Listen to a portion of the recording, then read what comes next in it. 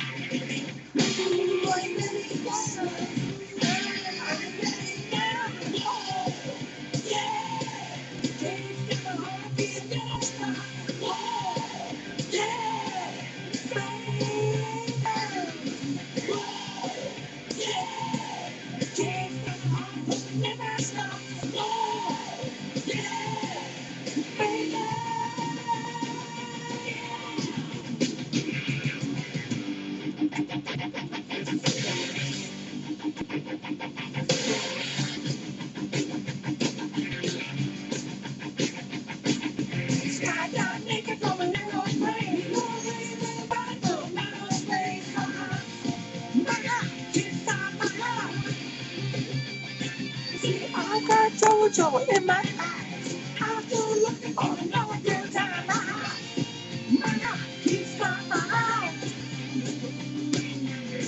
Yeah, I'm really good. Yeah, I'm really good. Yeah, keeps on my heart beating fast. Oh, yeah, baby. Whoa, yeah, keeps on my heart beating fast. Oh, yeah, baby.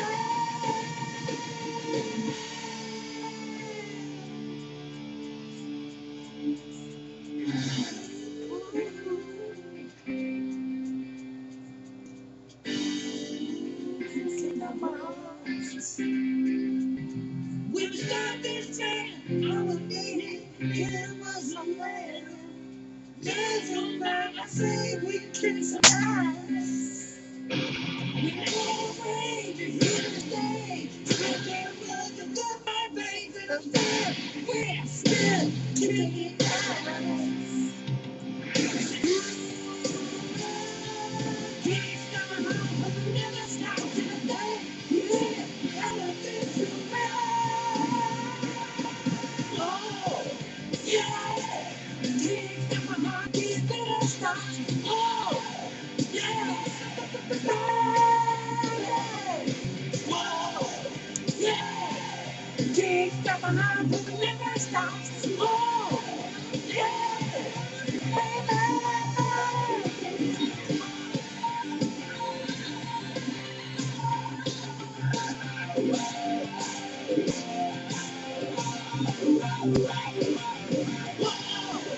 Yeah. Keep coming home, but we never stop. Oh, yeah. Baby. Whoa, yeah. Keep coming home, keep it stop. Whoa, yeah. All right, boys, just like that.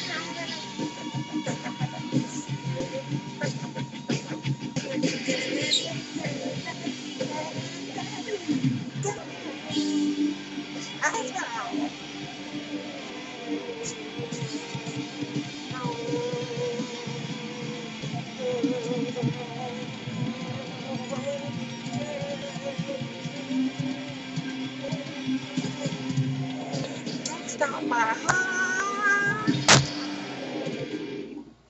How y'all doing, folks? Man, I can hear you laughing from here. Yeah, well, I had to do that because it's over the top, like this movie is, but in the best way. And this is the review I've been waiting to do for a very, very long time. I've just been sidetracked with other endeavors and stuff, and now I've finally done it. And I'm going to do throughout this whole video, I don't know how long it's gonna be. I really love this film a lot. Since I first saw this at the theater, which is a funny story behind that. At least a funny thing I witnessed, and I don't know, you can laugh at it or what, and how this movie really, sad to say, did not become a big hit, or even a hit at all, which that's very sad. This came out, I believe it was toward the end of the summer. I guess you could say that, I think it was Labor Day weekend, if I remember correctly, 2007. And by the way, this is also my favorite film of 2007. That same year, of course, we had the Grindhouse movies. That was number 2. Number 3, I believe, was Transformers. That was a good time at the movie theater. I don't remember what 4 and 5 are. One day I'll do a video of that. If I ever do one like that. I don't know. So many videos I want to do for you guys and stuff. And, I set goals for myself, and I always fuck myself up because I feel like I'm not on the clock. And I do this for fun, so, and everything like that. And it's been almost 3 years with this account, so I'm very happy about that. It's always a pleasure to bring that up and stuff. And I always thank you all for your silence, for going through this deal. For some of you people, it's your first time and stuff. I know, like Duncan Tater, he's in this thing now with us and everything like that. You're part of the circle. No, not the circle jerk, but just the circle. That's it. But thank you all for that from the bottom of my heart, and it means a lot to me. And your friendship means a lot to me too, as well. So now we got all that mushy stuff out of the way. I gotta tell you about this film right here. First of all, I'll tell you about how I found this film, and it's like that. It was a time, once upon a time, a very long time ago, back in 2007, where I didn't know nothing about YouTube and nothing like that. And if I wanted to find out anything about movies and stuff, I was getting into the internet pretty much, because when I first got my computer back in late 2004, I went to sites and everything. Wow, there's porn. Wow, there's sites about movies. Wow. Found a lot of stuff there and stuff. And what had happened was, whenever I wanted to hear about a movie, it was good like that. I used to always go to Yahoo a lot, and the old thing where they had the user reviews and stuff. I used to always check on there and stuff, look at the grades and stuff. Sometimes the people be fucking wrong, like that. So for some reason, I saw trailers to this movie, and I was really blown away. And plus, you hear that song right there by Motley Crue, "Kickstart My Heart," which, when I first heard that song, it was to the trailer to this movie. I didn't know that was an 80s rock music. Yes. And there'll be other shockers in this as well, of songs I was introduced to thanks to this movie. And you people will be shocked. I know I gotta have a drink for this. All that lip syncing made me thirsty. Let's see, what should I drink? That's early. Why not? It's a good occasion. Drinking this epic long review is brought to you by Snapple Fruit Punch. What happened to the Coke? Well, I lost their sponsorship, stuff like that. They didn't like me saying curses and fuck and tits and ass and cooch. So they got mad and took away my sponsorship. So now I'm sponsored by Snapple. Nah, doctor's orders, but I always like Snapple. It's just I never found the bottles. Now I found out where they sell the bottles at. $2 a fucking bottle. Hell, why not? It's juice. Doctor's orders. Hey. So anyway, salud. Plus, it doesn't have caffeine or nothing in it. So.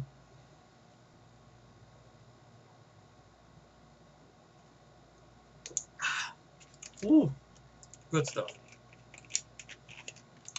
So, I saw a great review of this, user review somebody typed up about this movie and everything like that. And I never forget the review, what it said. It said what the Evil Dead, I think it was what Evil Dead 2 does for the horror genre, Shoot 'em Up does for the action genre. And that's what I thought. I was like, wow, really? And I read up a little bit. There were no spoilers in the review, nothing like that. And I'm like, wow. Man. So I thought I'd take the risk. I go see it. Well, that little user review I read there, I saw all the positive reviews. People said, oh, it's a good time on the movie theaters. Okay, why not? So I went to the theater I usually go to. Yes, the Shitbird Theater before. That was when I was real cool with them and stuff. And I think it was Labor Day, actually, I went to go see it. Not too many people in the theater to see this movie, which that's sad, And I got in a little early. Actually, I snuck in some sodas on my big khaki pants. I had this cargo pants. I snuck in some cans of soda and some snacks, some little candy bars or something. Three Musketeers, I think it was. Had in my khakis, and I went to the back row. I usually sit in the movie theater there, and the movie hadn't started yet. And I guess you were talking about it's the Regal Theater. I'm sure people are familiar with the Regal Entertainment Theaters. They have this little thing where they show little advertisements of TV shows and shit. So I look at it there, drinking my soda quietly with the can. Even though there's only three fucking people there, there's a black guy in the front balcony putting his feet up, and there's this middle-aged Caucasian guy with a beard, probably late 40s, early 50s. And you have a group of Chinese guys in one corner there. So that was that was the audience you have for this movie, pretty much. Early showing too. I think I went to go see this. Usually when I go to the movies, I go around. I think I talked about this briefly with Matt one time. I don't remember if it was doing the American Ninja fan commentaries we did for 3 movies, if it was doing the Leviathan commentary, or was it in one of the BS casts. I'm not sure, but I know Matt knows the story. But anyway, it's been a while since I told it, so I'll tell it again. Why not? So it's kind of a twisted humor type of thing. Some people might not find it funny, but I found it funny because what I witnessed and the way it was presented. So I was drinking my soda quietly there. I don't know, act like I was hiding a beer or something. It was just a fucking Coke, not like I was going. But still, sometimes these people, ushers might come on over with the fucking Jameson Newlanders lookalike might come to the left. I say, "What are you doing, man? Get out of there!" Look, Alan Frog. I'm trying to drink my soda. Leave me alone. Nah, that's not what happened. No, I'm sorry. I'm getting ahead of myself. So I'm sitting in the back, and I guess toward the front there was a commotion between the black young guy who had his feet up on the balcony and the Caucasian guy, white guy with the white beard, over some bullshit where I guess all I heard was, "You can't do that to me." It's exactly how he talked. I'm not making this up. I'm not making this up. This way, he said just like that. "You can't do that to me, young man. You know who you're messing with." And then the black guy got all mad. "Oh yeah," and he dropped his popcorn. "Oh yeah, but you're fucking with motherfucker." Eh? And he go like that. And then the white guy pushed him. "Get away from me." And then the black guy goes, "You don't know me like that. You don't know me like that. You don't know me like that." And then the white guy mushed him in the face. And then he goes, "Motherfucker, you don't know me like that." And then they went like this, actually, boom. And then one together, boom. And then one more time, boom. And that's what happened. The guy got knocked off center like the camera did. I shouldn't have done that because I probably fucked up the camera now. Shit. Fuck. Fuck. I don't know if I had it. Nah, I messed it up. See, I shouldn't have done that demo there. See, I was trying to be funny. So, and then one of the Chinese guys that was with the group, they didn't jump in and do no kung fu fighting or barroom blitz or nothing, but the guy came out there, "Please stop, please. They're going to call the cops. They're going to throw everybody out of the theater. Please stop." And then the white guy, the guy with the beard, just because the way he comes out, "You don't know me like that." It made me think of Ludacris for some reason. I don't know why, because that music. "Stand back, you don't know me." That's what made me think. I mean, granted, it was wrong. I don't know what started the commotion. Maybe the young guy started. Maybe the older guy started it. I don't know. All I know is I was way in the back just with my shot like, huh? And the white guy went out like this. "I'm going to call the authorities, young man. You'll pay for this. Watch, you'll pay for this." Very, very dramatic. That's the way he did, just like that. Went outside.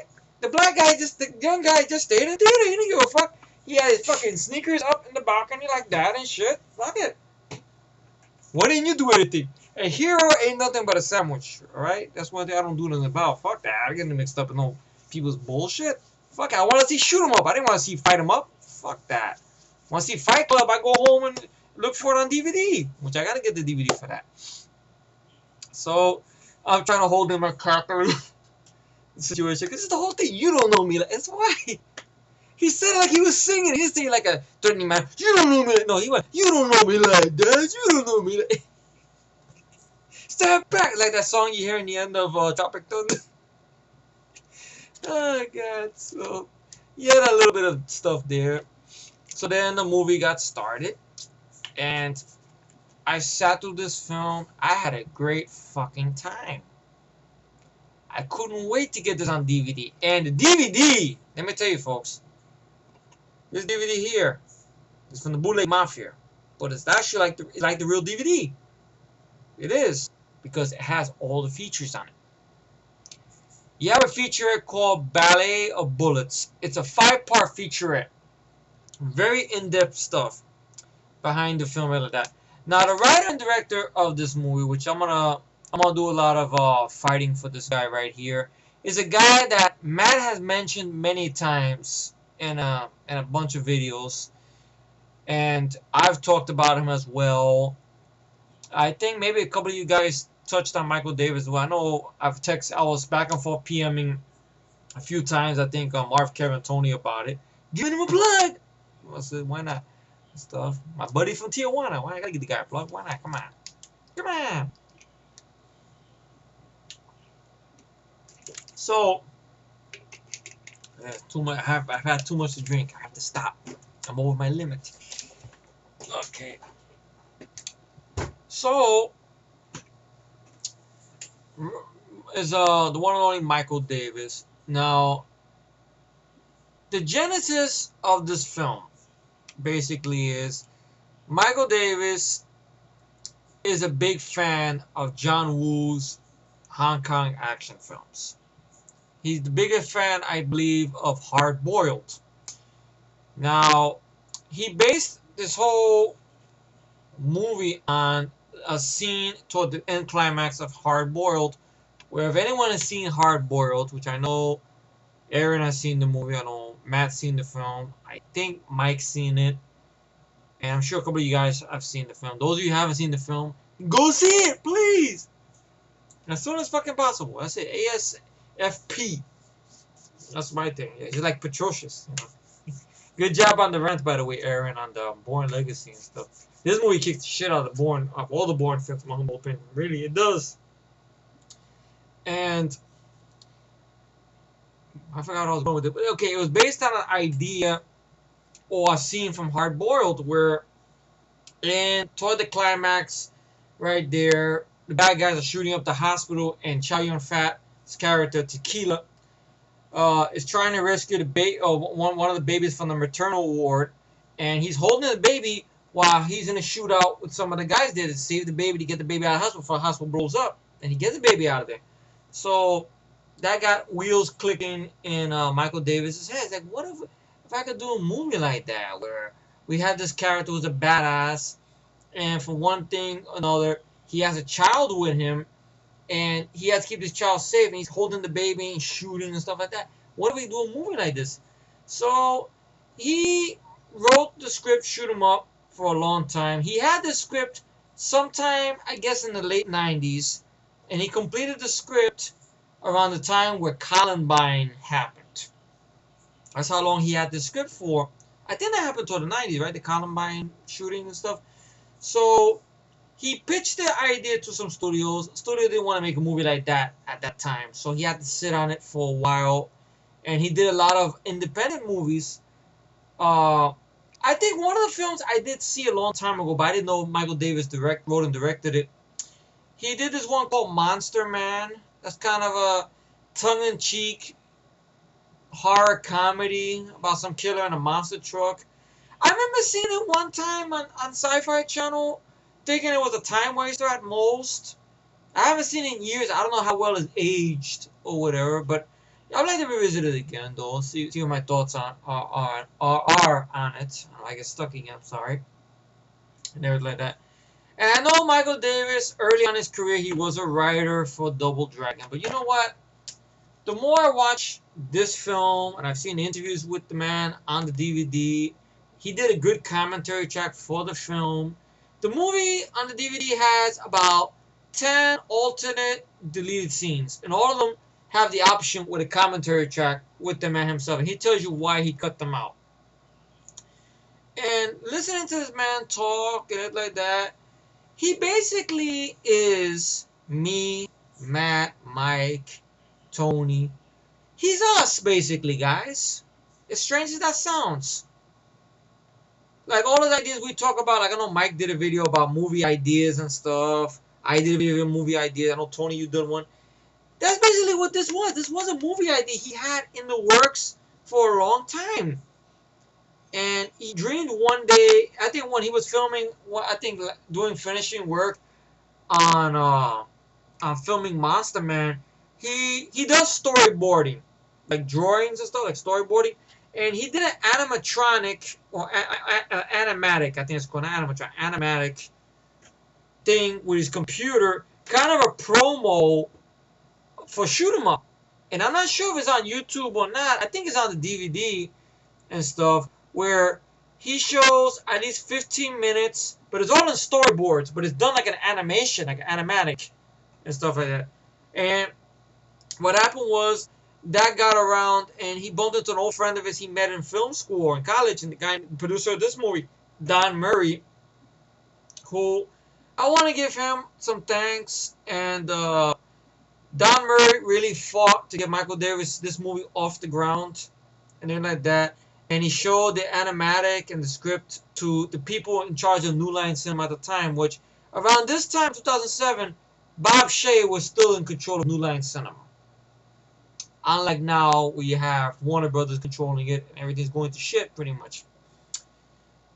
And, you know, Bob Shaye saw the script and saw that, along with Toby Emmerich, I think, who was one of the presidents of New Line Cinema. He saw the script, the potential, and everything like that. And they gave Michael Davis his shot. And Michael Davis immediately, for the lead character, he had Smith, this badass over here. He lobbied hard for Clive Owen. Now, Clive Owen at first, he was starting out in the movie business, still a lot of independent stuff. He got started in the early millennium. I don't know if anybody remembers those BMW films, commercials they had for the BMW. He played the driver and stuff like that. It's kind of like a 007-ish type of promos they had for BMW. I think thanks to that, a lot of the cars that Clive Owen drives in the film are BMWs, so he still has some pull with BMW. I don't know if he still has them to this day, because he helped them sell a lot of BMWs and stuff, thanks to those BMW films, stuff that he had online and stuff. Which I remember seeing some stuff of it on YouTube and stuff.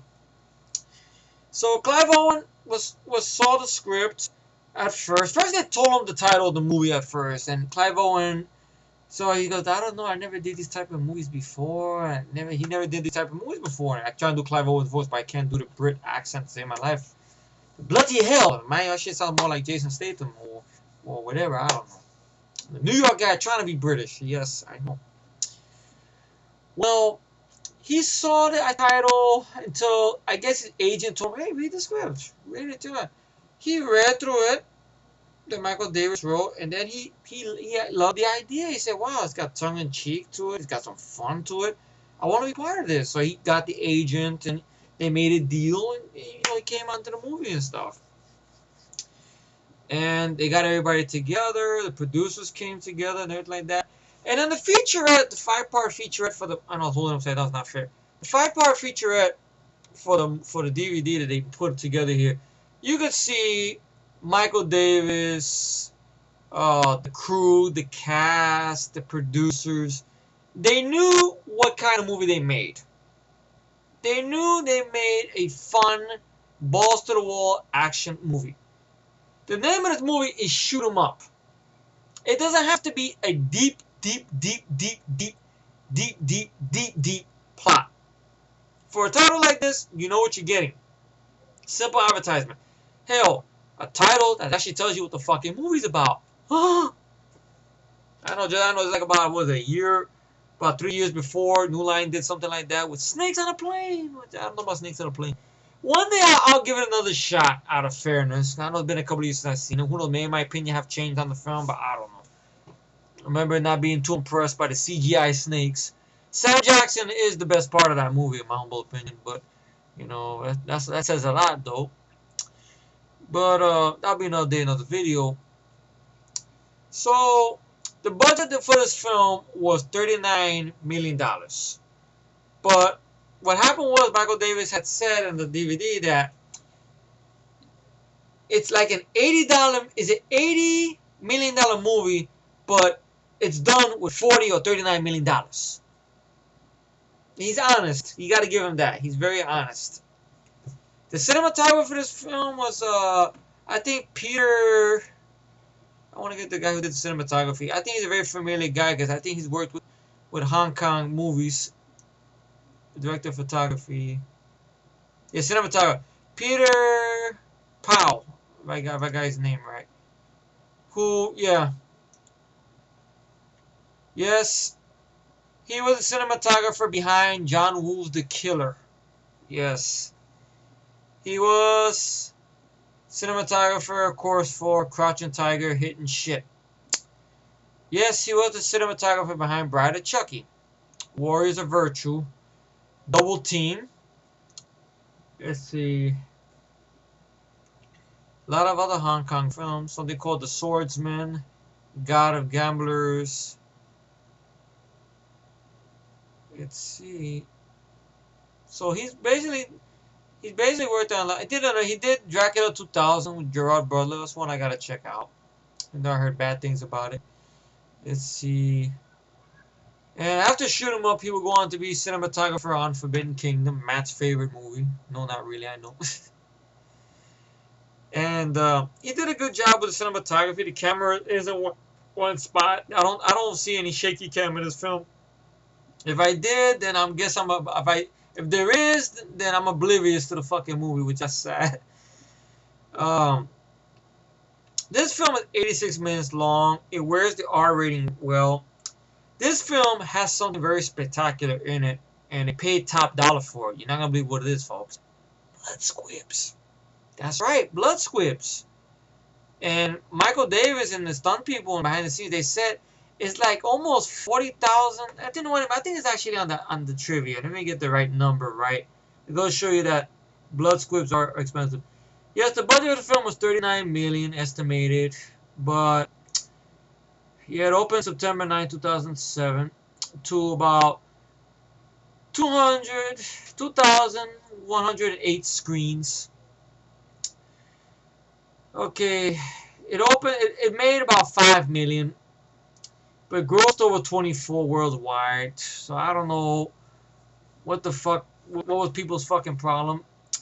And also, I made a big boo-boo a long time ago because I said the same year this movie came out, Wanted came out, but actually I went to IMDb. I was wrong. Wanted came out in 2008. But this movie on IMDb has 6.8. Wanted has 6.7. It's a step above, but in my opinion, is miles above Wanted. This film on IMDb, Shoot 'Em Up, has a shitload of positive reviews. People love this film to death. They really do. On Wanted's user reviews, that movie is being ripped to shreds. I didn't notice. One day when I rant on Wanted, I'm gonna read you guys all the hilarious reviews. The people who hated it, even people that put it on the best about Wanted. Really? Oh God. Somebody said Wanted left me wanting more. That's one title there, so that's a plus. But I don't know what came out September 7, 2007 that knocked down this movie though. Really. I don't know. I don't have that site for this or whatever. I'm on IMDb. Doesn't really specify what the hell knocked it down. But all I know is the movie's got a great soundtrack from Nirvana, Motley Crue, Motorhead, AC/DC. This movie was the first time I've heard, if you want blood, you got it. If you want blood, you got it. This was the first time I heard this song. People are in shock. You never heard If You Want Blood before? No. Remember, I didn't get into YouTube until about late 2007, early 2008 around there. That's when I started looking through music videos and stuff. I know Mike used that If You Want Blood for his Friday 13th tribute that he did way back when on his older account. And now he did it with Friday 13th Part 6, the best Friday 13th, in my opinion. Next to Part 4, of course, and Part 7. He did that song. That's still up, thank God. That's getting a lot of views. Congratulations, Mike. Mike. M-I-K-E. Mike. I said Mike. You guys, I don't know. You both wear glasses. Maybe that's what it is. I don't know. Matt told me one time, all guys that wear glasses, we all look alike sometimes. Well, there you go. You probably like, I don't remember saying that. Well, I got photographic memory. I don't know. Maybe I lost it in my hair. I don't know. I got, I'm all over the fucking place. So, okay, I was going to the whole thing about how much was. I know I mentioned something here in the trivia. Okay. Let's see. I know I seen it here. Fuck.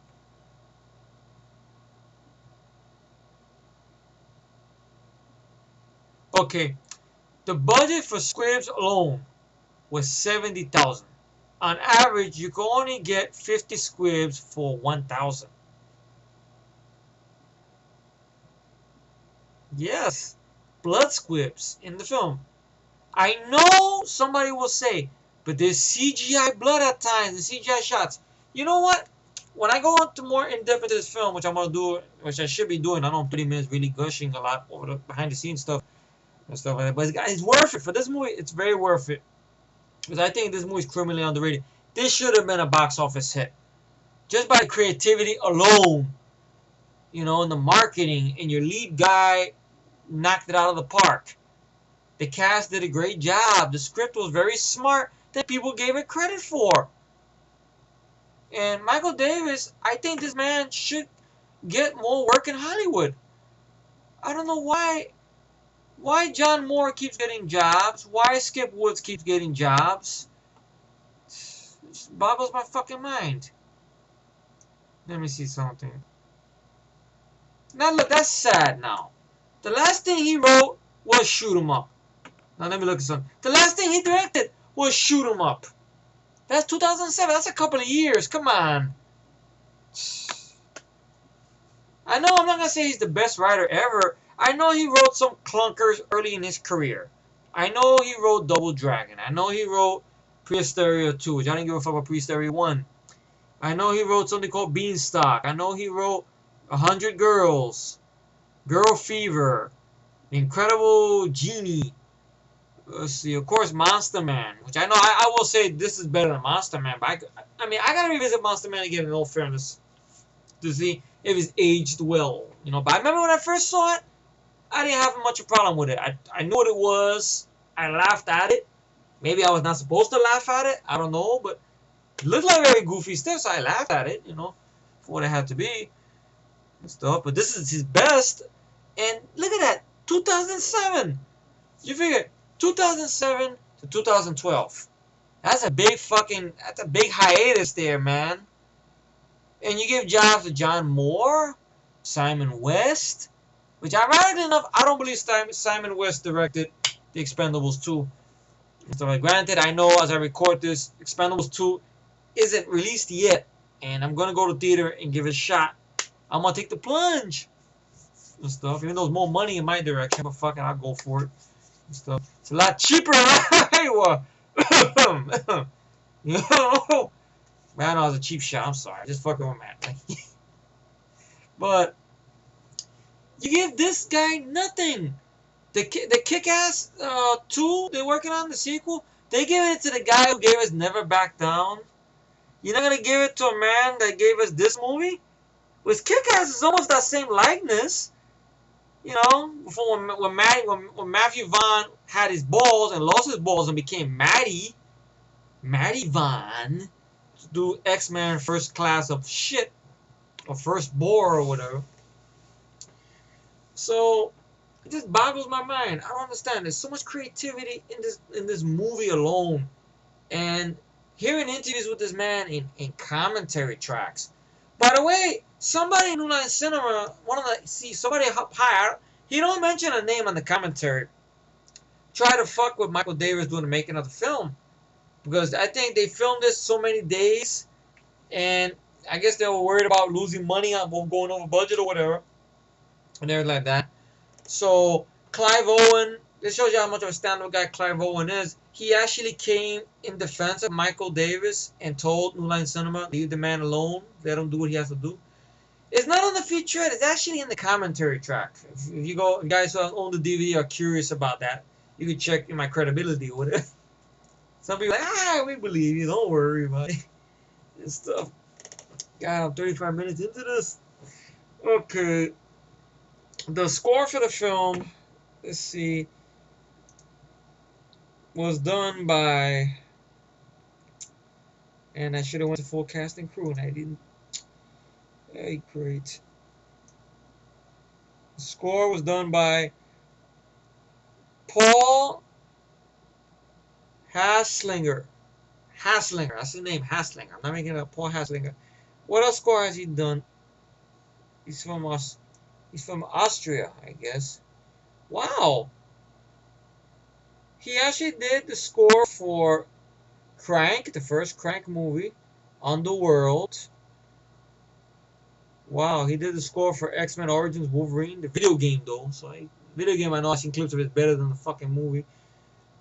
Underworld, Rise of the Shitheads, and that prequel I didn't care for. The Fifth Commandment, Death Race, the Prom Night remake. He did the score for Vacancy. Yes, he did the score for the first Crank. He did the score for the 2004. Let me make sure this is the right one. Yes, he did the score for the 2004 comedy Girl Next Door. That's one I got to get in my collection. See, that guy, Luke Greenfield, who directed Girl Next Door, that comedy, he hasn't worked for a while since Girl Next Door. Now he's got some movie projects under his belt. If he can get movie projects under his belt, Michael Davis should get some movie projects under his belt. Well, he did the score for that movie I didn't mind that much. Jay Hernandez and Kristen Dunst called Crazy Beautiful. Let's see. Oh, he does a score for... Okay, he's got decent... Oh, he did the score for the first Underworld film. Alright. Okay, and he did the score for Terroristas too. Well, anyway. Last thing he did the score for was Underworld Awakening. Which I gotta check out. I heard good things about it. Alright. Basically, the movie first opens up. You know what you're getting into when the New Line thing comes up with the ladder and the thing or whatever like that. I guess that thing goes clack. That's supposed to be that or whatever. And you see it getting shot up. And then the first thing you see is Clive Owen sitting on a bench, zoomed into his face. I know Michael Davis did that on purpose as an ode to Once Upon a Time in the West. You know, in the first scene of that movie, I reviewed that a long time ago. It opens up where you see it zooms in on the face of one of the gunslingers waiting to kill Charles Bronson's character, like that. So it opens up as kind of an ode to Sergio Leone, a little bit like that. And he's sitting on the park bench eating a carrot. And the whole thing with him and the carrot and our bad guy in the film is an ode to the Warner Brothers Bugs Bunny cartoons. I will explain. Hold on. He's sitting there drinking coffee, minding his own business, just sitting on the park bench, and sees a woman, I guess getting out of a car, being chased, she's like in labor, pregnant, just walking right by him right there. He's like looking like all concerned, a little bit like, what the hell? And then he turns around the other way. He turns his head the other way and he sees some car coming, crashing into some other parked car or whatever. And the way he looks like, what the? Trying to say like, what's going on? What the bloody hell? Or something. And the guy opens up his car, sees like stuff and takeout and stuff falling out of his car. He goes, fucking shit. And then the guy coming out of the car has another say something very stupid. And I think this was sparks everything as well. Tells Clive Owen, what the fuck you looking at? And Clive Owen gives him a serious look. What? And then he knows the pregnant woman is went in there. And he looks at Clive Owen, almost tempting him, like looking at him, like, then pulls out a gun and then goes after him. I love Clive Owen's response to this. He's like, oh, bloody hell. And he just throws his coffee away and shit and goes walking after the guy like, bloody hell. And then the girl who's in labor, who's being chased by this guy, falls to the floor. And she has a little bullshit James Bond type of gun or whatever. And she shoots it at him, but I guess she's down to one bullet. And she goes, well, she pulls out a big fucking Bowie knife and tells her he's going to give her a C-section. Until Clive Owen ain't having that shit, grabs the guy. Yo, man, what the fuck? Takes a carrot. Now, if you are going to see this film, I urge you people out there who have not seen this film yet, I'm going to drop some spoilers. That's one thing. And also, when you see this film, if you see a trailer to this film, I will ask you all, do me a big favor. Suspend belief. In other words, leave this in your pocket. Suspend disbelief, if that makes any sense. Because you're going to see a lot of stuff right after that scene that's impossible. And Michael Davis did this on purpose because he knew he's seen a lot of action films. And he took everything he loved about those films and he put it in one film with a lot of crazy ideas and stuff that he knows would not be improbable. That's the word that all the Nolan fans like to use. It's not improbable. That's out the window with this movie. So you gotta suspend all that belief and all that stuff. Leave it on the side.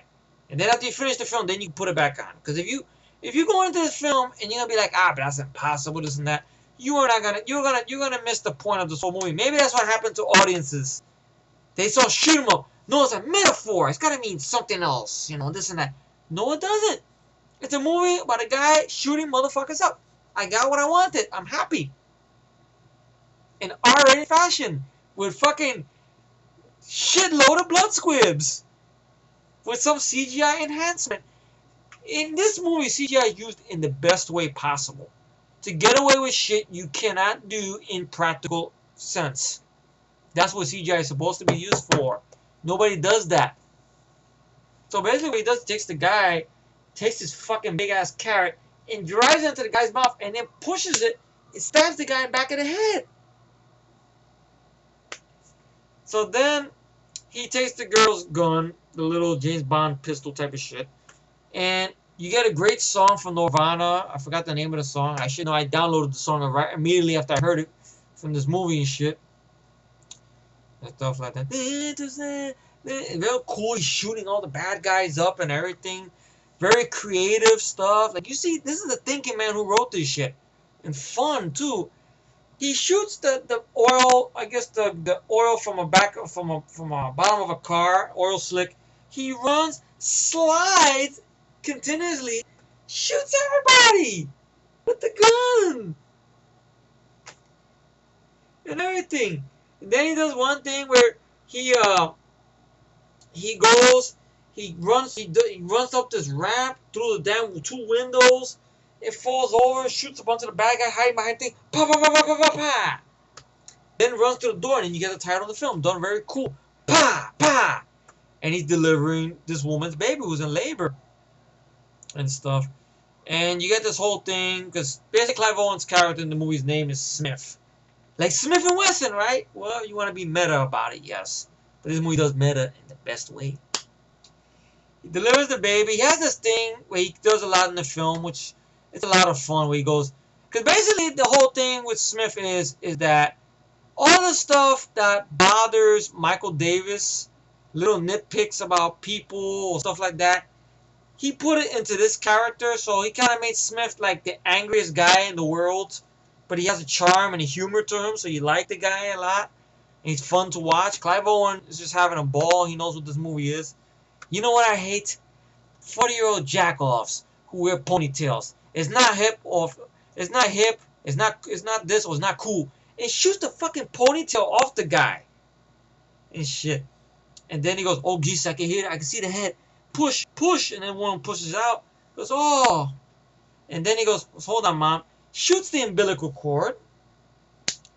and everything, and then covers the baby up and gives it to the lady, carries the baby. Sorry for the messy delivery. She's bleeding a little bit because of the umbilical cord. And he goes, "Here, why don't you get the baby a drink?" Rips her shirt. We don't see no titties. We see aftermath of titties. And pretty much she can breastfeed. Then we're introduced to our one of our bad guys. He's a good part of this film as well.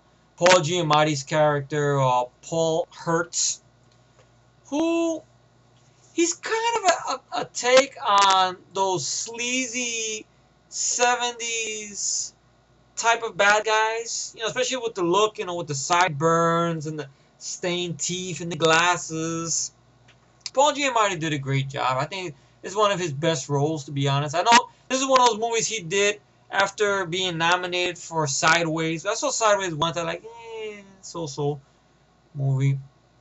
I don't remember too much about liking it. I know Thomas Hayden Church stole the show, so I remember about that film. Hey, Paul Giamatti won an Oscar for that. And I know he was in that one with Frankie Muniz and Amanda Bynes. I think it was called Big Fat Liar, which I got some chuckles out of that movie way back when. I don't know if it's aged well, though.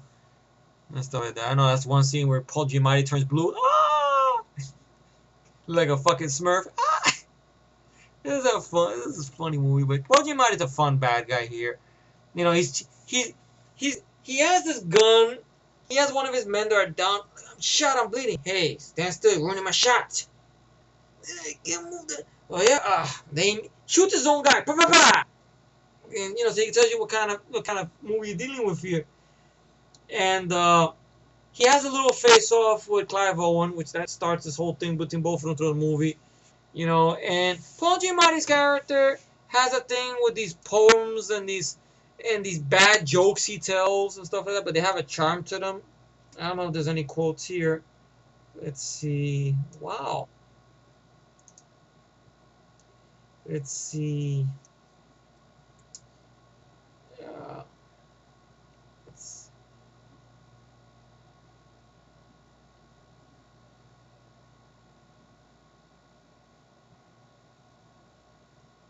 I'm trying to find it over here.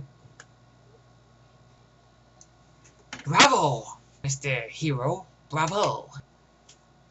Why are you trying to kill this woman? Is something funny? Is there something funny? Well, I was just remembering her limerick. There once was a woman who was quite begat. She had 3 babies named Nat, Pat, and Tat. She said it was fun in the breeding, but found it was hell in the feeding. When she saw there was no tit for tat, you have cursed me no end of trouble. No tit for tat. You have caused me no end of trouble, but now I shall return the favor. Tit for tat, right? So he has these things, he does stuff like that. And you got some good little stuff they throw in the film. Like, this movie got a shitload of guns, obviously. But Smith has this gun. He's about to shoot at Paul Giamatti for saying something. But the gun has a kind of a thing on it where it's like a thumbprint thing of the owner. That if someone else touches the gun, it doesn't match the thumbprint. It has a lock on it, so it keeps the gun from shooting and stuff. Which actually, that does exist. So Michael Davis did research on it. See, that's one realistic thing. Ha ha. See, people can say it's unrealistic, but that's real. See, look it up. There are guns like that. I think a lot of the air marshals use those type of guns where they have a thumbprint on marks or whatever and stuff like that. I researched it too and shit. And he runs away, grabs the lady with the baby, and runs up these stairs. And he tries to talk to the lady, but I guess while he was running from the gunfire, she got shot in the head. So what he first decides to do is he tries to run up the stairs, leave the kid, but he can't do that. So he picks up the kid. And the movie's got a lot of great set pieces. This is $40 million, $39 million used the right way. It's not for egos in this movie. No. It's used. It's on the screen. Amazing, man. I mean, you get the rooftop shootout where he gets a gun from one of the bad guys. And there's this neon sign that's on the roof that says fly or rock or whatever it is, rock or some shit. So there's some guys hiding behind the sign, shooting him. So he shoots the guy. He shoots, pa, one thing out. He's boom, another thing out, and then pa pa pa, and then it says actually on the marquee when he shoots out the people, the thing that's lit up is FUK. You, fuck you. That's just it says. What does he say? Does he take this, you fucking fuckers, or something like he says? I know Matt probably knows the line, but I'm looking for it in the. Let's see.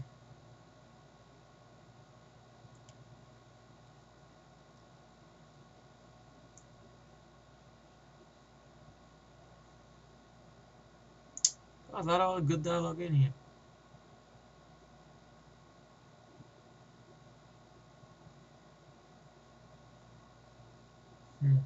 And he has some great. Okay. Here he says, "Fuck you, you fucking fuckers." He doesn't want with these Brit accents. I know early on, I think in post production, I think somebody once again, Michael Davis doesn't mention the person's name, but why do I have a feeling it's Bob Shaye? I don't know why.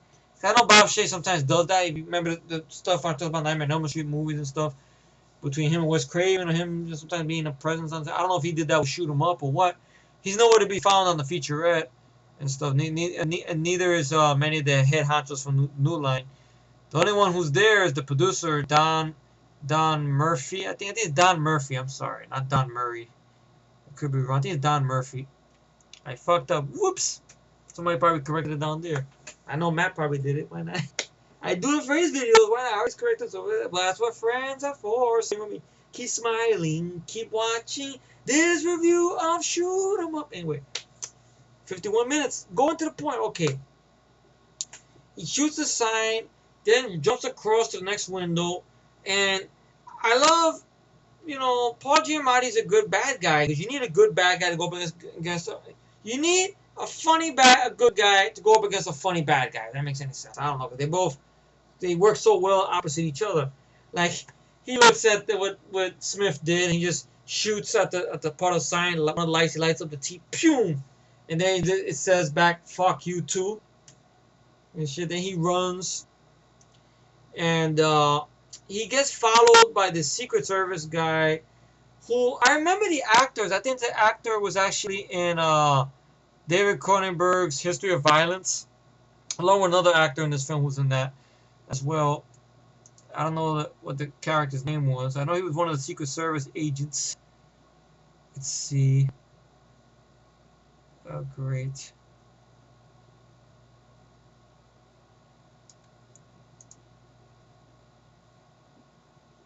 Yeah, Craig Brock is the actor's name.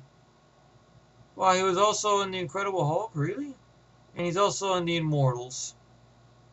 And he's supposed to be in the announced Halo film, which has a question mark on it and stuff. Not a decent actor. He's not in the movie that much. He played one of those serial killers along with Stephen McHattie from History of Violence. Stephen McHattie shows up in this film as well. And stuff like that.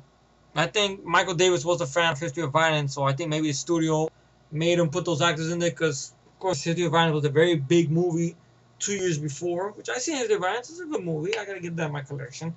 It's not bad. It's not as great as Cronenberg's early films, but I think it's a great movie. I mean, it's a good movie. I mean, not the weirdness as the '80s Cronenberg films were, but I'll talk about it another day. Once again, I got sidetracked. And now 1 hour into this video, almost.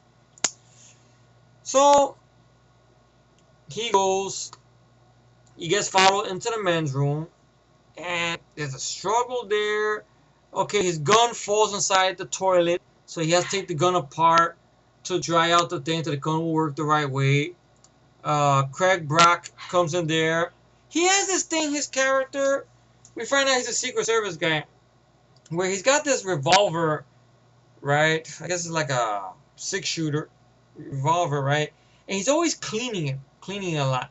And I remember on the commentary there was something funny where Craig Brock asked Michael Davis, "What is up with this character? Why is he always cleaning this gun?" And I think he mentioned to Michael Davis why this character was doing this with his gun, and Craig Brock just looked at Michael Davis like he was nuts and walked away from him. Because basically, I guess the character we led to believe maybe has some kind of sicko fetish where he's sticking a 6-shooter gun up his ass. Which I don't know what they call that shit or whatever, but Michael Davis does crazy research. I don't know. But it works with this crazy movie, you know, in the right way. But thankfully, we don't see it. No. It's more implied, I guess. You know, that's why you always see him always cleaning it and stuff and everything like that. So he gets into a good little struggle with Craig Brock in the bathroom and stuff and everything like that. Tells Craig Brock to fuck off. Takes the kid away.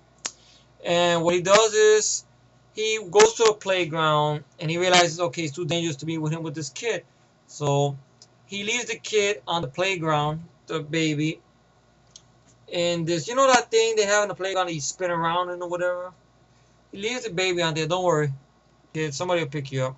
And he walks away. And there's this woman about to pick up the kid. Oh, look, someone left the baby there. Then out of nowhere, the woman is brutally shot in the back by Paul Giamatti with a sniper gun. And this shows you how much creativity this script has. The Smith character doesn't only use his gun to shoot people, but he uses his gun to move objects. Or to do trick shots, or do crazy stuff with it. Which nobody to this day has done with movies. Nobody. He fires the gun. You okay, see a bit of bullet time, CGI shit, alright. It hits the merry-go-round thing, or whatever they call that shit. It makes it, and it spins the thing around, so so Paul Giamatti's character Hertz cannot get a clear shot and stuff. And he keeps shooting at it, boom, boom, boom, to spin it more and stuff until, and then Smith grabs the kid and runs away. And of course, you get a little in-joke that they threw in there on purpose to put a smile on Paul Giamatti's face. Michael Davis did it, where Hertz says, "Fuck me sideways," because he was in Sideways. Okay,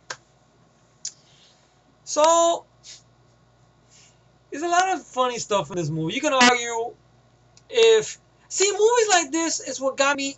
It's why the action genre is my favorite genre. Horror is maybe number 2 or number 3, or comedy or whatever.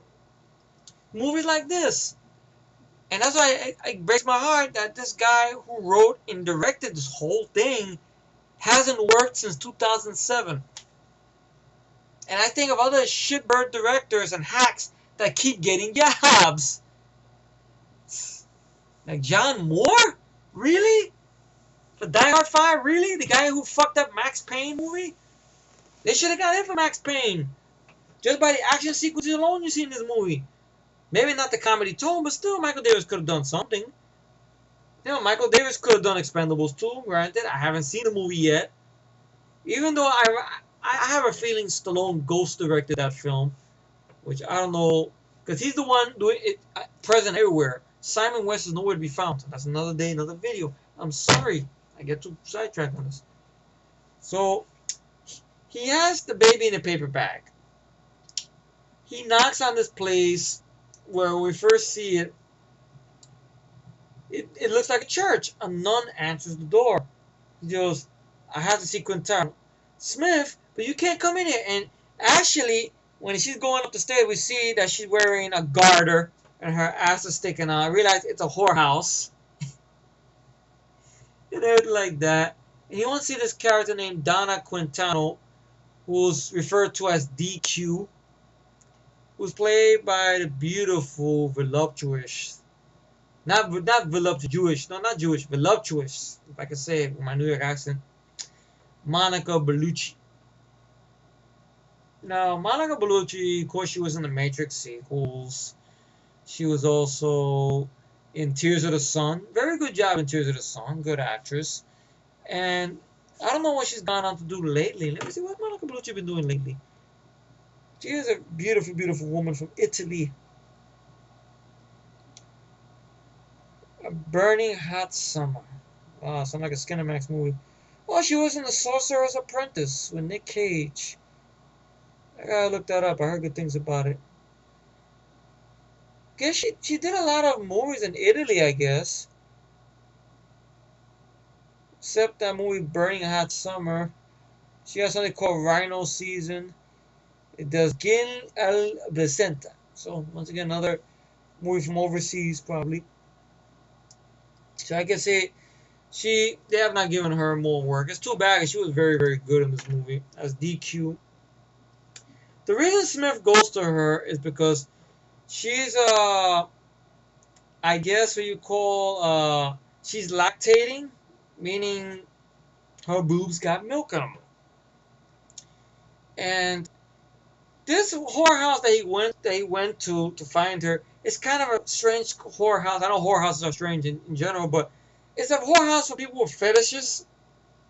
So she's with a trick pretty much of this guy in a fucking pamper. To show you what kind of movie you're getting here. Guy in a pamper, munching, sucking the milk out of her titties, and I love the humor that Clive Owen has. Sorry, buddy, the bar is closed, and picks him up and throws him out of the bed with his pampers, and throws him out and shit. And he's asking Quintana DQ if she could take care of the kid or whatever like that. And he goes, "Here's some money. This should keep you. This should keep you off your back for a while." Damn you, Smith! Fangul! I don't understand what you just said, but so you get good back and forth between them. I don't even know your whole name. I'm a British nanny and I'm dangerous. So he leaves the kid with her, and of course, we get a little. It cuts back to Paul Giamatti's character. Realize he's a real twisted motherfucker, because you have the dead body of the woman that gave birth to the kid. And of course, her titties were out when he went after Smith on the roof. He has some dark humor there where he sees the dead woman's titties. He goes, "Hey, nice knockers." So yeah, but everybody's having a good time. They know what this movie is. And he does something. I think it was something that Paul Giamatti came up with on the spot. I don't think it was on the script to make the character a little more sleazier or a little more sick or whatever. That the woman is dead next to him in the car, and her titties out. And he's cupping a feel on her titty. He's like, And then he realizes something. Wait a minute. You find any lactose or lactating hooker that's in the city? The movie's supposed to take place in Detroit, but obviously they went to Canada to film this movie and stuff. Because you couldn't do all the action scenes they did. They couldn't do that in America, in the States. It would cost too much money, especially what they had. And pretty much Paul Giamatti shows up there. Very creative torture stuff he does to Monica Bellucci, where he fires a gun in her room, shooting out the baby bottle she got there for her customers, her Johns. And the tip of the gun gets hot when you fire it, and starts burning her leg with the gun. And stuff. He goes, "All right, I'm gonna put it somewhere else." Until Smith comes out of nowhere, and goes, "What's up, Doc?" "Oh, you're a rascally rabbit, huh, Smith?" Like that. "I just fired. You just fired 6 shots. You're empty. You shot off your load." And then throws him out of the room and stuff. And realize Smith has killed all his men he had waiting by the door and stuff. Until he has one of those guns again with the thumb mark on it. He goes, "I know you're gonna kill me with that gun you got from one of my men. Remember, you have the thumbprint mark." He goes, "You want to bet?" He has a severed hand of one of the goons and puts it on the thing right there. And Paul Giamatti grabs a knife from the wall, tries to charge him. It takes a while for it to work, but it works. And he empties the gun into Paul Giamatti's chest. And once again, Clive Owen with his one-liners. It's great. This comes out with. Now that's why I call one good hand job deserves another. So I liked that. Then him and DQ, they go off together, pretty much. And you get this whole thing of things that piss him off, which I love that. Because he's kind of a release for stuff that pisses us off. That's what Michael Davis did on purpose. He sees a guy that's parked at a handicap spot, and he goes, "You know the difference between a porcupine and the guy who drives this car?" And she goes, "No, what? The pricks are on the inside." Pa! And he breaks the window, goes in, and she goes, "No shit, no kidding," because the pricks are inside the car. And while he's driving, and this I can relate to a lot, especially when me and my uncle drives. I don't drive at all, but I see what he goes through. That's why I don't drive. where you got this asshole where DQ is talking to Smith when she has the baby. This asshole going out places, cutting people off, not even using his turn signal. I know so many people who driven could relate to that. And Smith gets pissed off and says, "This is rich cocksucker. He don't know this. I want to teach him." And he throws litter and stuff out the window. And he pretty much takes the guy's car and pushes it into a parked car. Pa! Causing the guy to crash. Doesn't get killed, just crashes his car. And shit. And ends up at a pawn shop. That's trying to buy some bullets. And he gives a little bit of money to the lady. And he goes, "Why don't you give me a box of shells? And I got this this government check here and this some food stamps. You want to buy a box of bullets with food stamps? Why? It's just as good as money." And then DQ kind of gets mad. "I'm disgusted, you Smith. You're pathetic. I'm going outside." And then he goes, "I'll tell you what, why don't you give me that sperm bank check? I'm sorry, I don't get that till Tuesday." So she vanishes outside. He wonders, like, where the fuck she went. This part always makes me crack up. I almost choked on my soda until I saw this.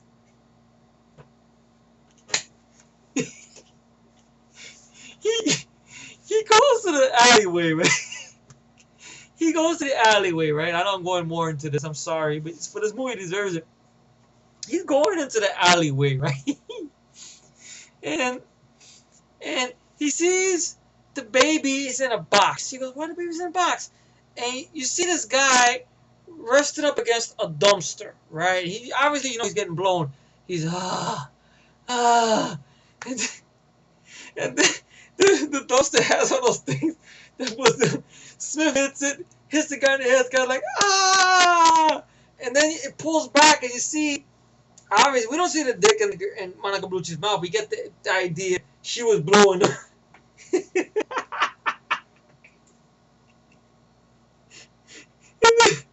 And then he goes, "What are you doing?"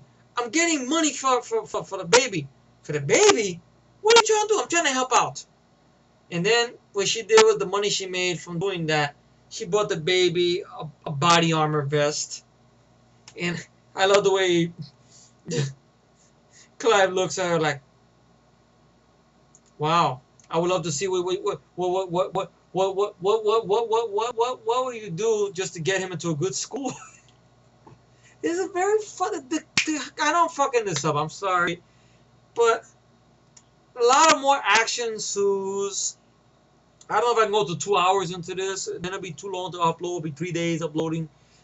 But we basically find out the overall plot is the reason they're trying to kill this poor kid is because the woman that was pregnant was part of some kind of thing going on in which the plot is kind of weak, but with all the creative scenes in the movie, they knew that the plot was weak. That's why they did the creative scene. And with me, sometimes I know plot matters. Sometimes I know. Sometimes it does. Sometimes it don't. I know. In this case, I can throw it out the window. Really, I mean, just by the creative scenes alone, and Clive Owen with his jokes and the script and the cast, everybody does a great job. There's no bad actor in this bunch. Believe me. And well, I know I'm praising it that high. I know if you've seen this film, you will understand. Trust me.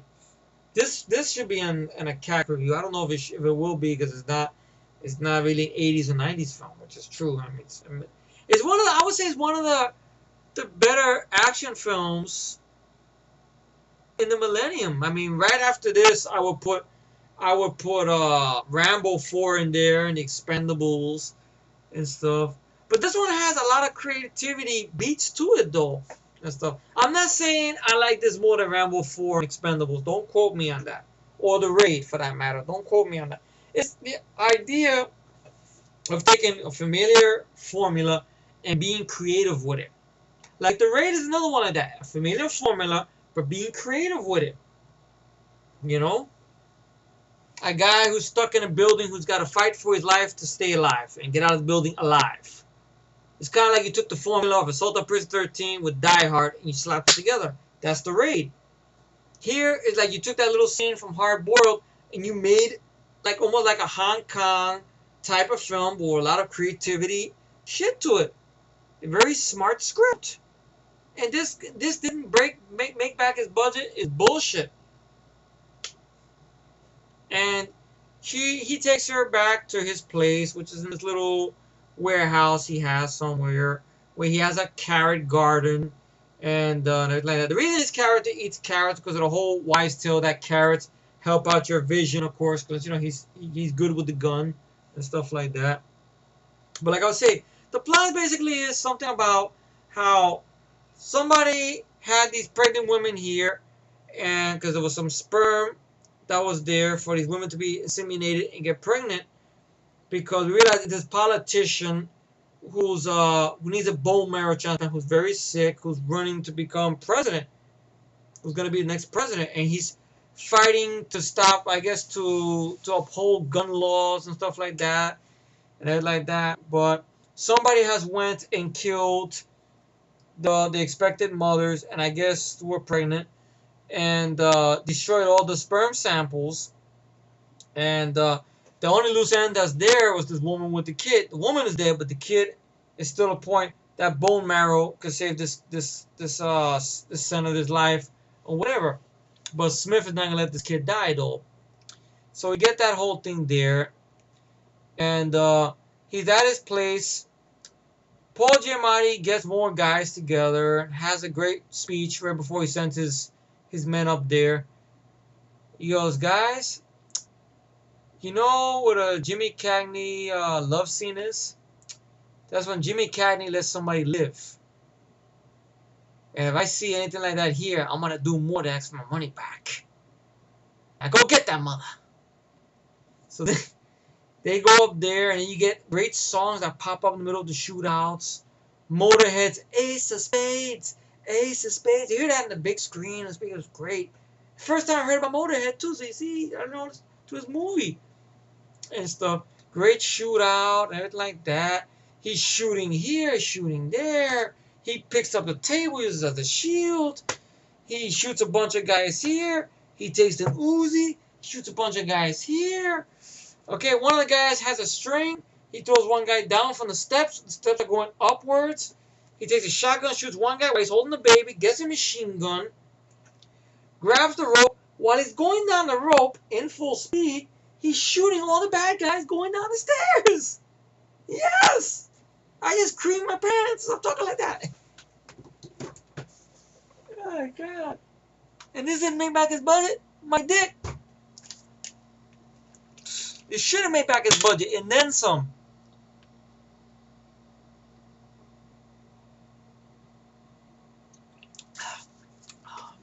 Oh, man. Then Paul Giamatti shoots the rope. Okay. Smith falls on the guy. Blood comes out of the guy's mouth, kills the guy. And, of course, Paul Giamatti gives that great line everybody remembers. Wow, do we really suck? Or is this guy really that good? So, he makes it out. He gets DQ. I guess they end up somewhere at a motel. And everything like that. So you know pretty much what's going to happen. But you get a little bit of some stuff there with you know what I hate stuff, you know, about he mentioned that I hate with those bloods in the movies that always go and they call one guy in the press and they get the backstabbing back. I call NBC, I call CBS, I call ABC. Let's see if we hear any news about this in the news. May not protect us. And you get some little bit of backstory on Monica Bellucci's character DQ. How come this woman is in the profession of being one of these lactating prostitutes or whatever, and like that. And we find out, I guess, that she was pregnant, and I guess she had a pimp, and the pimp, I guess, had beaten her, and then when she was rushed to the hospital, her baby was born stillborn. Baby died.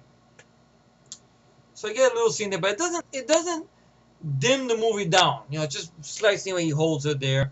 Then you have another scene there where he's with the baby in the bathtub. Not in the tub, literally, but just, you know, the baby's resting in the tub there, and he's showing the gun to the baby. He goes, you know what your real safety is? This is your real safety.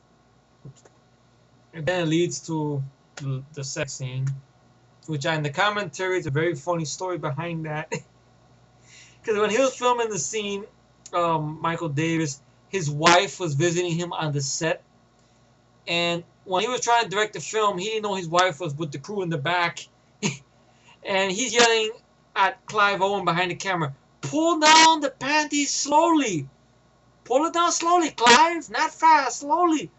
And his wife looked at him and gave him a weird look, like, "What kind of movie are you doing here?"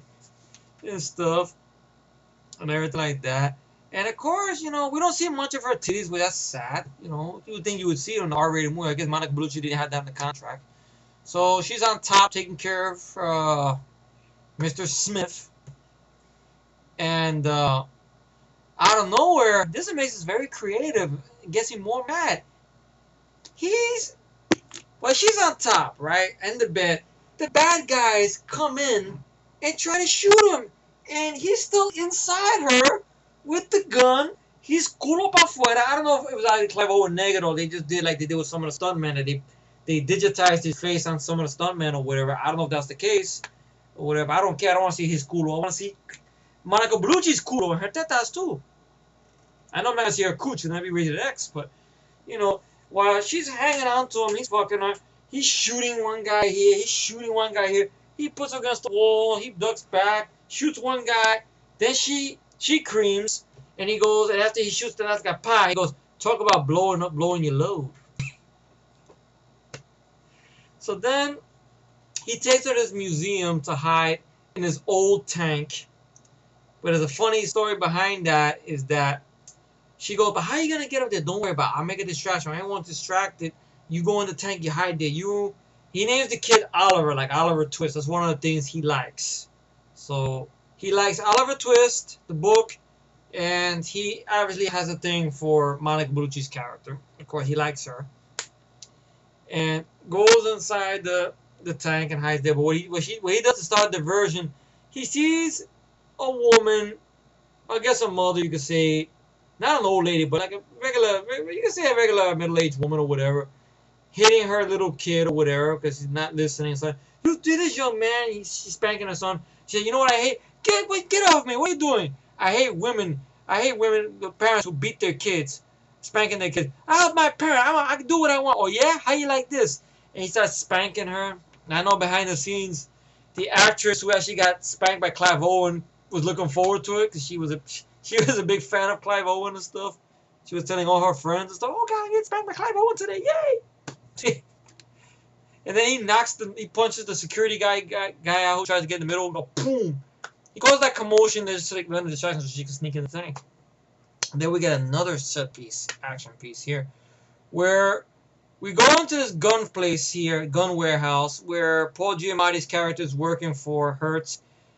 This guy named Hammerson, played by Stephen McHattie, who's talking with an over-the-top Southern accent, who's got this dog with him and stuff, and he's got some good dialogue in the movie as well. Stephen McHattie. Anybody remember him? He was also in 300 as well. And he's going, you know what I'm in the gun business for? It's not for that cock and mammal about cocking your gun. It's so... Let me see if I get the dialogue here. I know he said it real good. I don't want to fuck it up. Shit. Let's see the fucking quotes again. I hope it's here. Come on. Hammerson and Hertz. Please, Hammerson and Hertz. Oh, yeah.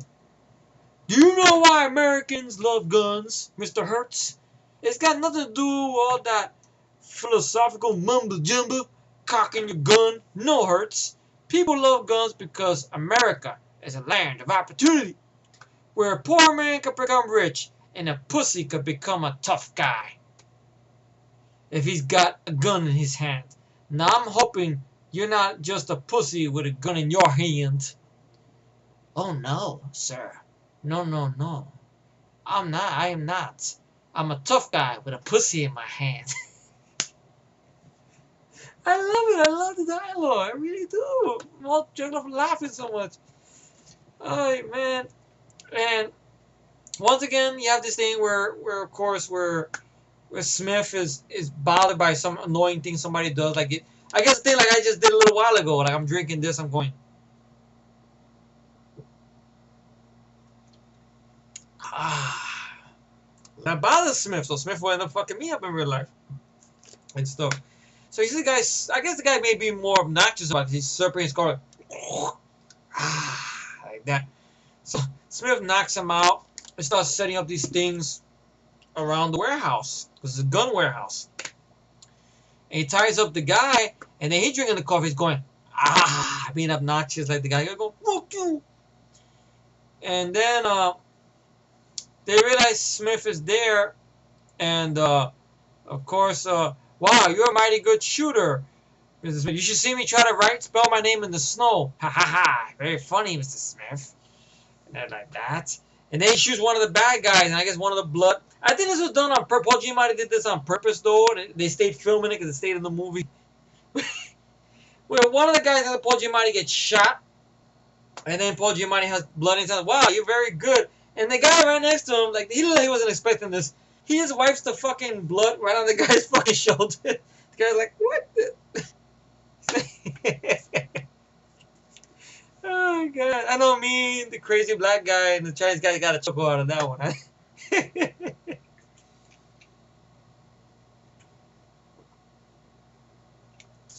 Huh? So, basically, he has all these guns in the warehouse, like traps. Seal of a fucking approval. Amazing. I've never seen that in a movie done before. Usually we see a shit like that where the good guy puts it in the corner and it's like a decoy, everybody shoots at it. No, not here. Not here at all.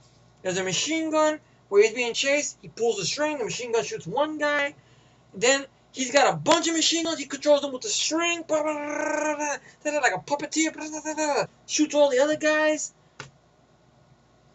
And then I like when he tells the guy who was slurping, he goes, what do you think of the First Amendment right now, Big Guns? Fuck you!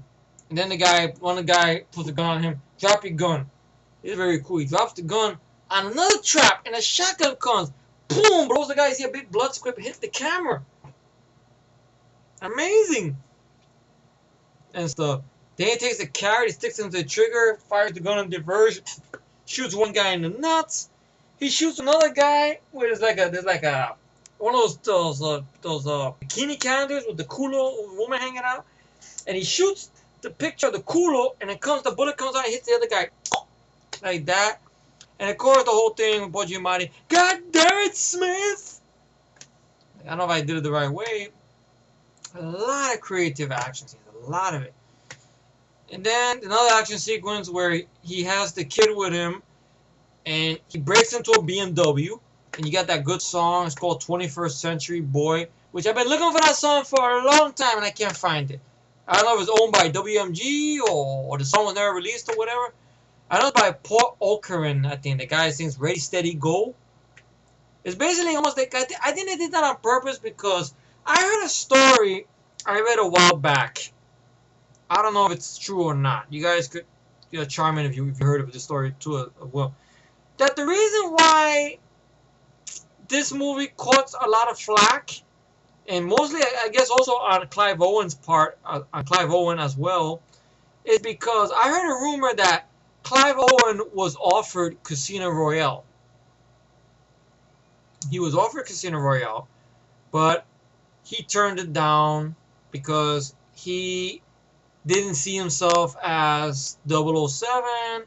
Because people wanted him to be 007 because they remembered all those BMW films he did during the early millennium. And that's kind of like a 007 type of vibe. I remember some of those, I think. I looked them up on YouTube. They're on YouTube. You see them yourself. And somebody did edits like that, trying to make him look like Bond or whatever and shit. But he turned it down to do this movie. And there's stuff in this film, like in that scene there when he has that little 007 gun in the opening of the film where he goes, this piece of crap. And Michael Davis put that in there on purpose, kind of like an in-joke on the 007 thing. So 007 fans got pissed off that he passed up doing Casino Royale to do this movie.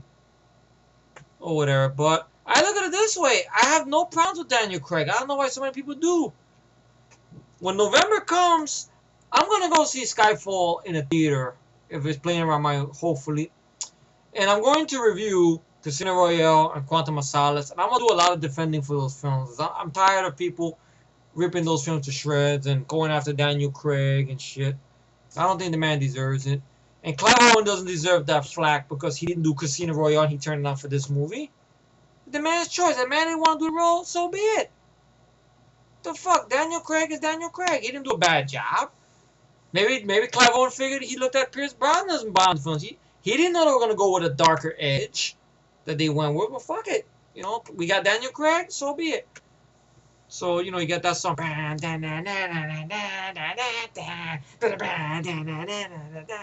He's shooting. It's a BMW, of course. And he shoots the bad guys. He's shooting over here, shooting over there. The car flips over. The cool sequence where he knocks one guy, he hits the brake of the door, knocks one guy out, grabs the gun from the floor, shoots a bunch of other guys. The baby falls out of the car. Okay. He drives the guy away. He misses the baby. Then he goes toward the van that's shooting on him. He shoots the glass, takes off his seatbelt, hits the brakes, jumps through the car into the other van, and fires on all the guys. Pa, pa, pa, pa, pa, pa, pa, pa, pa. Talk about not wearing your seatbelt. And then, of course, Paul Giamatti, being a sick motherfucker he is, runs over the kid. But wait a minute. Before you people get grossed out, wait. It's a fake kid. It's an animatronic. So Smith had a decoy with him. He didn't have the real kid. Which people wonder, where the fuck he got a decoy from? Like I said in the beginning of this video, leave that brain in the house. Or put it in your drawer, your sock drawer for a while until after the movie's finished. Then you put it on.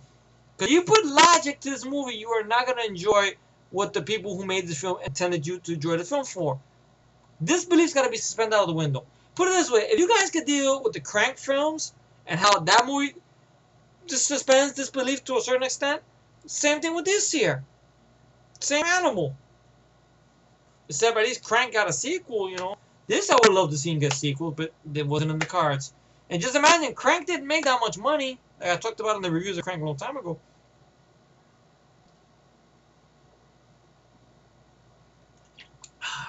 It's good stuff. Alright, so guess with that shootout there, he makes it back to DQ, to Monica Bellucci, and tells her to leave town, not to tell him where she's going, that he'll find her on this special, I guess it's like a hippie bus or something like that. It goes anywhere or whatever in the United States. To go there and don't tell me where I go. Please don't tell me where you're going. I'll find you. Don't tell me. And stuff. I'm not so bad. I can't know. So then he tries to make a meeting with the Secret Service people, and he calls on this payphone by this vegetable stand. Now, in the commentary, when Michael Davis said something during that scene, I was very shocked. Not in a bad way, but just in what he had in mind for that scene. Because he was running behind on time. Because of the days they went filming all this stuff or whatever.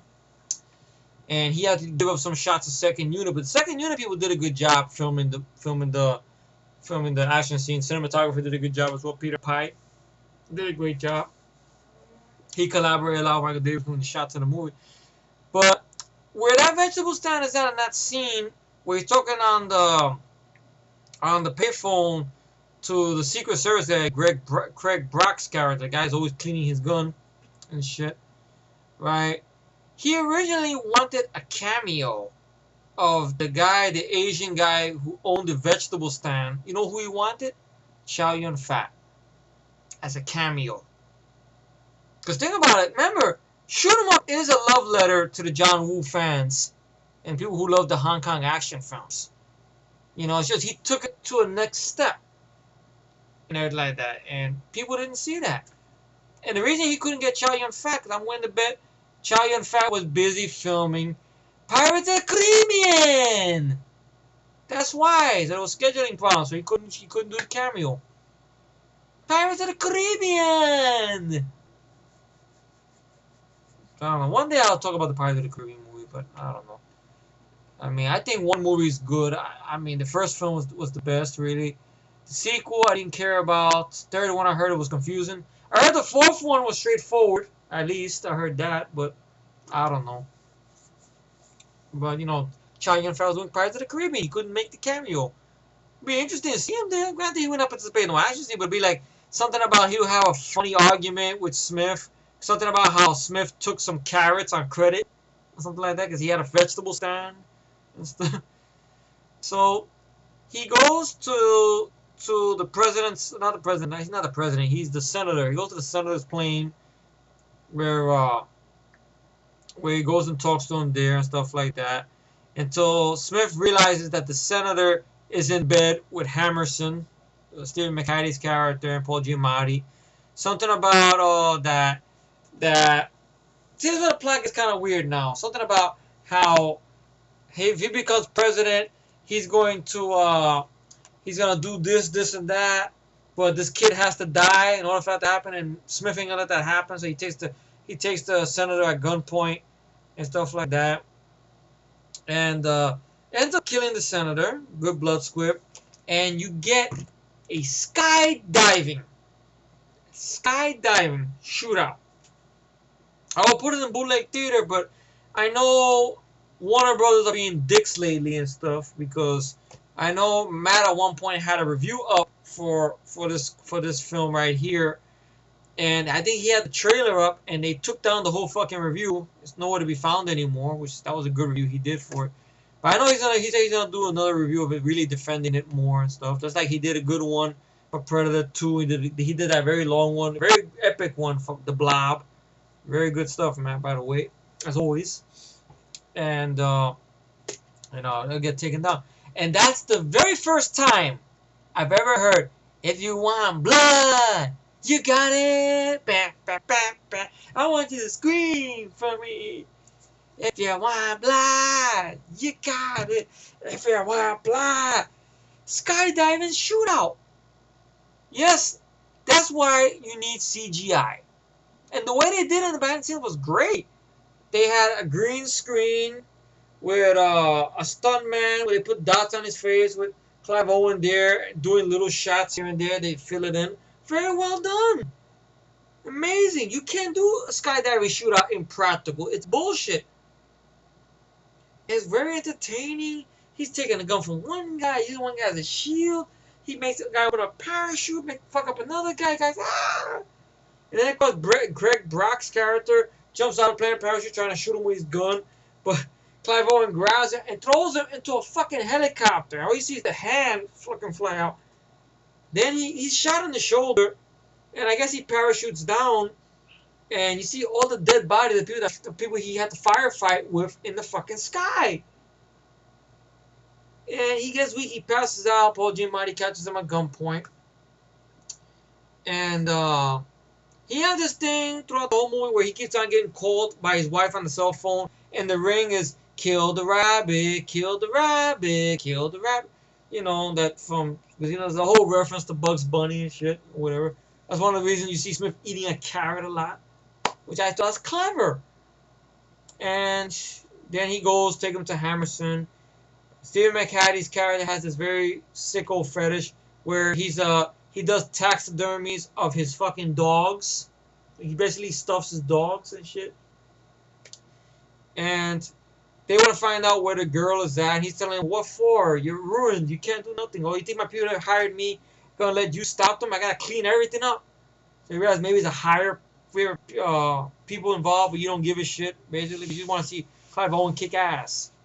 You know, if they ever did a sequel to this, then you could really invest more into that. But they seem like they just want to do one movie. One movie is all we got, and I'm good. I'm happy with it.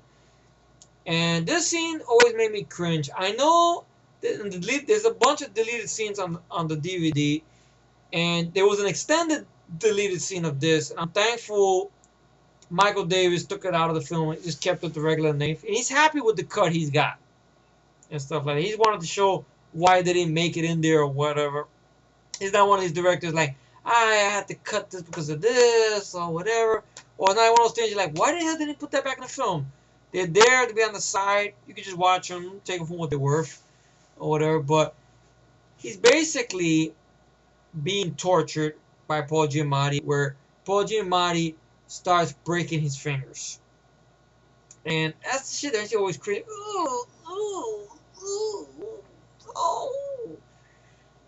it's just a movie, but still, it's a practical effect too. It's like that, but it's not fixating too much on it. It's done in a montage and editing and stuff.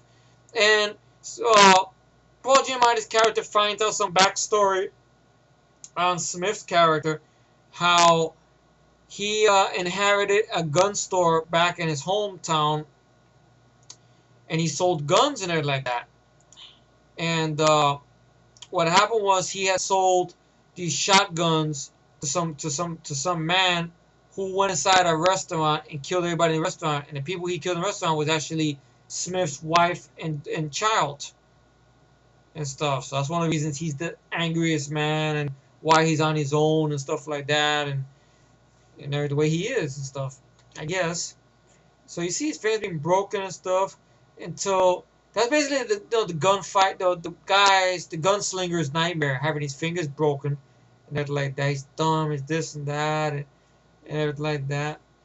Until he's about to cut his eye with a surgical knife until I guess Clive Owen bangs his head against that. You see the blade go here, and he takes with the knife out of his hand, cuts one guy, throws the blood on McHatty's face. See, McHatty makes the gun to him and go, "Papa, ain't guns fucking marvelous, Emerson?" And stuff like that. And I guess he cuts Paul Giamatti's character, and he's basically with his fingers all fucked up. He can't shoot. So it's a nightmare for him. It's like he can't really use his most valuable weapon, his hands. He's trying to shoot. He's missing Paul Giamatti. So he makes it into the room with the fireplace. Paul Giamatti goes in there. He goes, "I'm dead on about you." Say that again. "I'm dead." Stop. You got that part right. And okay. He puts bullets in his fucked up fingers by the fireplace. And the bullets ignite and shoot and fire on Paul Giamatti in his chest. This time he's not wearing body armor like he was in the whorehouse, which I forgot to mention. That's how he survived that shot. And he gets a call from his wife again. Paul Giamatti gets a call from his wife. "She's leaving me." He goes, "You know what I hate?" And he basically tries to shoot Paul Giamatti. They both like in pain, trying to aim at each other until Smith actually gets lucky with the gun and shoots a big fucking hole through Paul Giamatti's heart. A pussy with a gun in his hand. Then walks away. And of course, the dog of Hammerson takes a liking to Smith and follows him out. And I guess Monica Bellucci already got on that bus already. And you see him, you almost feel a little sorry for when I first said I felt very sorry for Clive Owen's character because he's just very serious and gets heartbroken that Monica Bellucci's gone. And his hands are all bandaged up. Thinking, damn, that's fucked up. So he gets on the next bus. The first stop is actually a Dream Queen, which is a reference to a Dairy Queen, but they didn't have the rights to use Dairy because they call it Dream Queen. So he goes in there to have a coffee, and he sees the baby Oliver there, and he sees DQ Quintana, Donna Quintana, of course, Monica Bellucci, working at a Dairy Queen. You get a little bit of the meta right there. She's working with milk. And they're about to kiss until the fucking place gets robbed by these three nasty looking motherfuckers. Really, you got one guy with a fucked up earring, another guy with some bad toe jam, his toes and shit. I don't got that shit in my toes.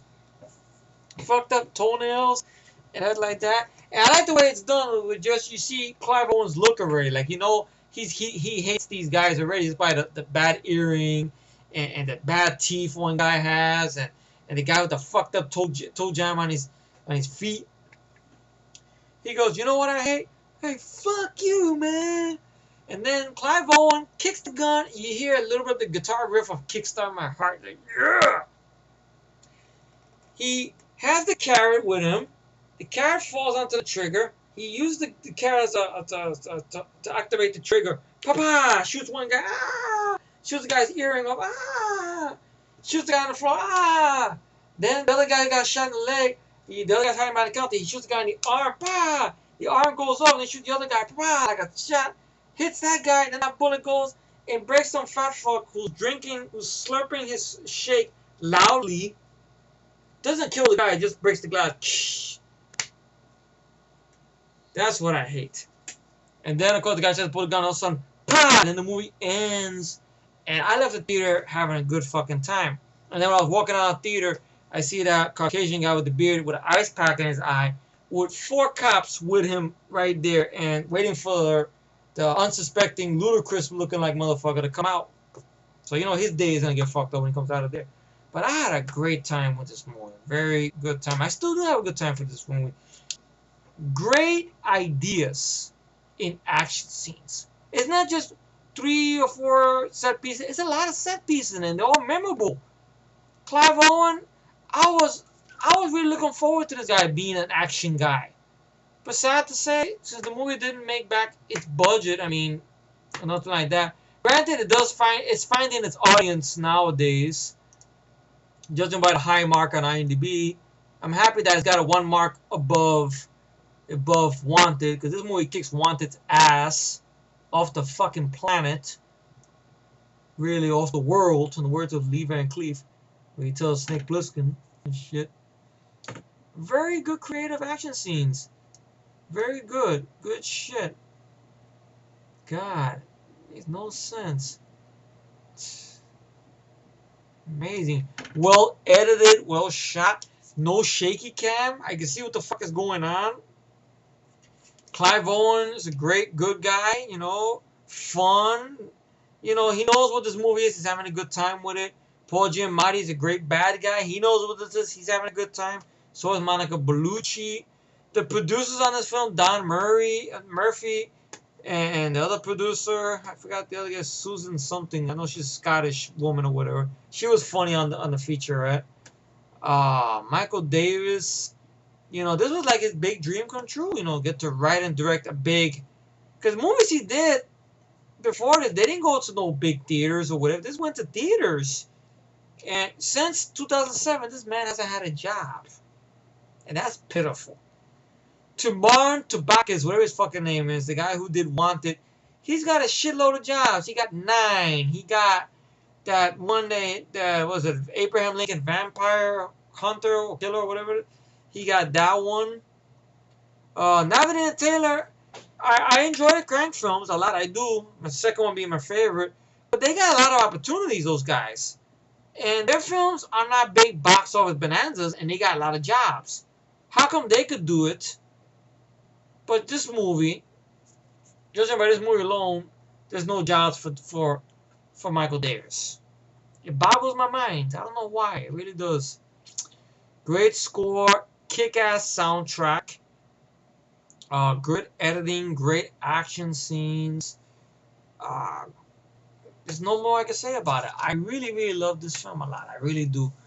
And I hope I've kept you all entertained for 1 hour, because now I'm going to get ready to knock off, then whack off, and then hit sack. But thank you all for sitting with me for 1 hour. And the rating for this film is, on a 1 to 10, I got to give this film an 11. In honesty, really, it's just amazing because it goes off the charts because it's creative action scenes. Very creative. Very, very creative shit. Amazing. I've never seen a movie where okay, you have a bad guy shooting a gun and then the hot top at the tip of the gun or torturing someone in the leg, alright. Or a scene where you have a guy making these traps with these guns, where he controls them with string and everything like that. That's creativity. That's a genius at work. Right there. Clive Owen, this man, this guy should be in action films, really. This is somebody that you should mark as an action star. He has a presence to him. I buy him kicking ass. That's one of the reasons I was very disappointed with Killer Elite. I thought it was going to be an action film. I thought it was going to be like an evil version of Mr. Smith going up against Jason Statham. Then that'd be fun. But that wasn't the movie I got. Just a boring spy movie. That's what that is. To me. I don't know. One day I'll rant more on Killer Elite. It's just very disappointing with that fucking movie. Great song. You know, Rock You Like a Hurricane by the Scorpions. You know, the orchestra version. Very good song and shit. But, it just boggles my mind. So I get the movie an 11 out of 10. thank you all for tuning in once again. And I'm gonna see if I can upload this, maybe send it out to you guys. You guys probably see this on Monday if everything goes well and stuff like that. I don't think Kickstart My Heart is owned by anybody, so hopefully I will still get the uploaded unlimited time. Hopefully, never like that. I've been a good boy. YouTube knows this for a fact. Everything like that. So let's see what happens. So thank you for tuning in with me and hear me talk about a very underrated film and hear about a very twisted, crazy thing that happened at the movie theater while watching this movie. And I'm glad that there's a guy on here who loves this film as much as I do, Matt. You know that's one of the reasons Matt always mentions this director a lot, because this guy deserves the plugs. He really does. The man, this is the guy they need to get to do the Kick-Ass sequel. They got that guy from Never Back Down. I honestly think that guy is not gonna deliver. What Matty Vaughn did with the first Kick-Ass, Michael Davis will take it to the next level. In my humble opinion. Will you think he'll work with a Punisher movie? I don't know, to be honest, because the tone for this movie is kind of like a little bit like the tone from Warzone, but this is miles better than Warzone though, because you have a lot of practical in here, and you have a lead who could kick ass, who you buy, who draws you in. Ray Stevenson didn't draw me in. That'll be another video another day. Once again, I keep repeating that. But this movie is immaculate. This movie is an example of using CGI in the right way. That's what I'll say about this film. How you CGI in the right way. A skydiving firefight, come on. You can't do that in practical. You really can't. You know, so when you see this film, disbelief's gotta be, you gotta leave it at the door, pretty much, along with your brain. Leave it at the door and have a good time with this film. That's what Michael Davis set out to do, and he made the film he set out to do. And Clive Owen, I give him props too. You know, he took a chance with this role. Obviously, I guess it wasn't well received, sad to say, so he didn't go on to do more movies like that, which that's sad. I would have loved to see him. I know Killer Elite didn't make no money either and stuff, so that's why the reason Clive Owen sticks to the dramas and stuff. He's a good actor though and stuff. He was great in Sin City. You know, it's like he took his character in Sin City, Dwight, and stepped it up a notch. That's what the Smith character is. That's another thing I remember somebody said on Yahoo. I remember and stuff. It's kind of like you took the Dwight character from Sin City and you put him you took him to the fifth power. That's what Smith is basically and stuff like that. So thank you all for tuning in. I'm gonna go hit the sack, whatever, and you'll take it easy and check out Shoot 'Em Up if you haven't seen it yet. You know, I'm sure people have seen it. You saw the whole thing. I didn't mention I'm dropping spoilers in this or whatever. But thank you all for tuning in for me for 1 hour and 47. Oh, 1 hour 1 hour and 47 minutes, pretty much.